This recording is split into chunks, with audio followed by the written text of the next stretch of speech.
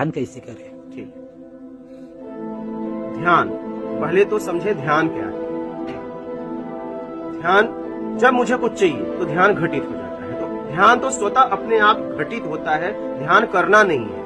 ध्यान स्वाभाविक घटित हो रहा है। ध्यान को समझना है घटित कहाँ हो रहा है। जो मुझे चाहिए उस पे ध्यान घटित हो जाता है। जैसे मुझे भोजन चाहिए, ध्यान कहाँ चला जाता है? भोजन पे। भोजन को मिल गया तो ध्यान कहीं और चला जाता है। हमारी जरूरतों में ध्यान घूम रहा है। आप समझ रहे हैं? ध्यान तो हर वक्त घटित हो रहा है, हर समय घटित हो रहा है। कहाँ हो रहा है? इच्छाओं में।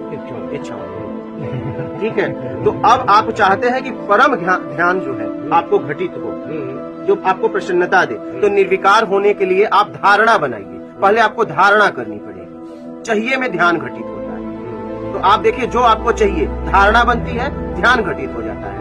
धारणा, ध्यान, समाधि, तुम ब्रह्म। समझ रहे हैं?